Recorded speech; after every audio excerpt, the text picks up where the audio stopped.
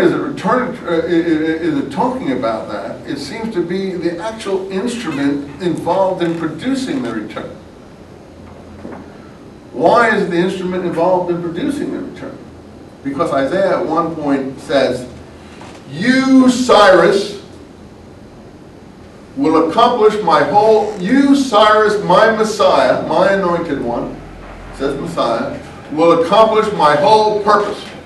It has God saying that in this material. Are you following me?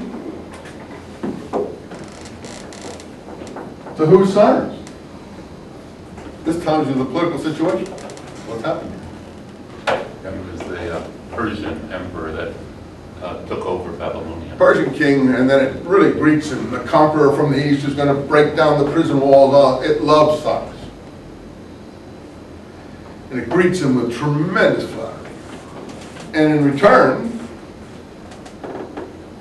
it quotes Cyrus as saying, okay, you Jewish people, I recognize you. And of the temple I say, let it be rebuilt.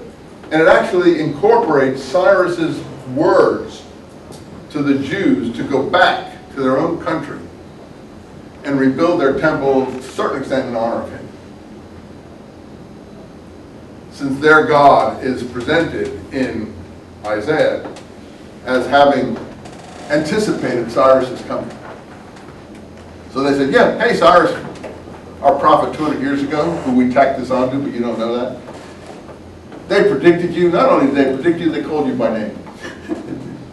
And said you were going to come and do all these great things. And Cyrus said, oh, great. Did they do that? Well, your people are great. Go on back home and rebuild your temple. You know, and that's all in Isaiah.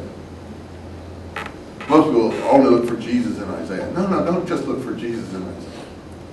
Read Isaiah for what he's saying and see the two parts. How many have done that? Well, you're cheating. You're a ringer. So you're out. You're not fair. We're talking about anyone else. So, okay, we're all on wrestlers in the same boat. But he's got 40 years on most of you guys, so, you know, he should have read it, you know. Maybe more. No, 40 years. We'll give you 40 years. So, you know, you've had more time than these guys to do all that. So, don't listen to this guy over here. He's a ringer. I was in the Army. He's just here. He's just here for entertainment purposes. So, you know, just don't worry about it. You guys are the ones that are, you know, in the fire here. We got your feet to the fire. Okay, I hope that will encourage you to read Isaiah. How many will that, what I just said, encourage them to take a look at Isaiah sometime for themselves? I hope it does. I hope it does. Isaiah's great, and probably the greatest literature ever written, in my personal view.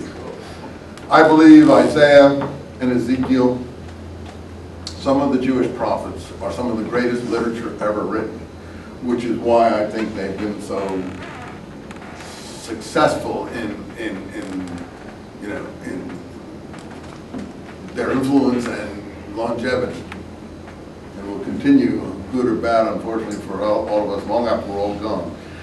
So we'll all be gone, but Isaiah will be marching on. I mean, even that stuff from the Battle Hymn of the Republic is taken out of Isaiah. What is it? I have seen him in his terrible swift sword and trampling out the grapes of wrath. All that's from Isaiah. Just all of it, almost word for word, is out of Isaiah. Imagery from Isaiah. Trampling out the vintage where the grapes of wrath are stored. That's like Isaiah. Bam, bam, bam, bam, bam. So Isaiah is certainly great, but we can pinpoint him. So he gives us an eyewitness view of what was happening in 540 BC. Now, whether his prophecies go beyond that, you'll have to decide.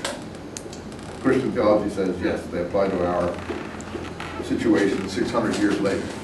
Maybe, that's you to decide. 600 years later, that's like saying something in the time of Christopher Columbus applies to us.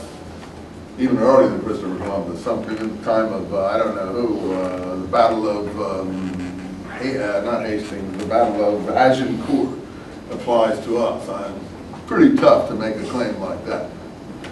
But that's the claims that we're seeing made in the end of the Second Temple period, both in the Dead Sea Scrolls and in the New Testament, and to some extent in the Rabbinic literature. Okay, so what happens though? the Jews go back. Some Jews go back to Judea now, not to Israel. They're just gone. That's the 10 lost tribes. And they start to reconstruct the temple as Cyrus seems to have told them that they could do. But they run into difficulties and things peter out there in the Old Testament. We don't hear what happens exactly. The Old Testament picks up the story again in the next century, the 400 BC period, in 2 books, Ezra and Nehemiah, which seem to overlap. The last 2 real historical books in the Bible, Ezra and Nehemiah. And the temple is not built. Finally, Nehemiah, who has influence at the court, is the cupbearer of the Persian king. I don't even think Ezra is a historical book. I don't think Ezra really existed. I think Ezra is a cleaned up Nehemiah. That's my own personal view. You can read about it in my books.